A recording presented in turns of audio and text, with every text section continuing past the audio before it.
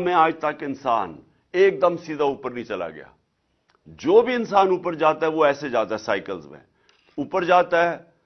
बुरा वक्त आता है, मार खाता है, गिरता है नीचे, फिर वो वहां अपना जायजा लेता है, खड़ा होता है, मेहनत करता है, फिर वो और ऊपर चला जाता है। हारता इंसान तब है जब वो हार मान जाता है, और वो जब निचला वक्त आता है, जब वो हाथ खड़े कर देता है, तब वो हार जाता है और फिर वो वहीं रह जाता है। तो पहले तो मेरी ये चीज है कि आजाद ज़हन आजाद फैसले करते हैं। दुनिया में जो बड़े बड़े लोगों ने इजादें की, नई नई चीजें इजादें की, जब मुसलमान एक वक्त पे हम अपनी पीक पे थे, हमारे अंदर खुद एतमादी थी, हमारे अंदर कॉन्फिडेंस था, तो ऐसा वक्त था कि कई 100 साल तक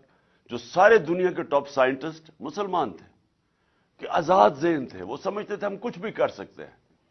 वो कहते कोई चीज नामुमकिन नहीं है, और वो ज़हन फिर नई नई चीजें इजाद करते थे। और जो बड़े 100 साल तक मुसलमान दुनिया के अंदर लीड करते रहे, इजादों के अंदर, साइंस के अंदर, जो वेस्टर्न सिविलाइजेशन के अंदर जो इनकी जो रेनेसांस आई, जो यूरोप में रेनेसांस थी, जब इन्होंने आगे बढ़ना शुरू किया, तो मुसलमानों ने वो कई 100 साल तक वो गैप पूरा किया,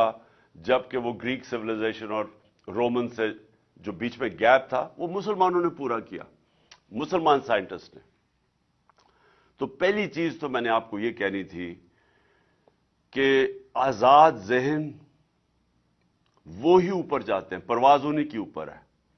गुलाम ज़हन अच्छे गुलाम बनते हैं, कभी उनकी परवाज ऊपर नहीं जाती। दूसरी चीज, मुल्क, हमारा मुल्क तब तक कोई बड़े काम नहीं करेगा जब तक हम अपने आप को ज़हनी तौर पे इस चीज से आजाद ना करें कि जब तक हमें सुपर पावर की, जब तक हमें हिमायत नहीं होगी,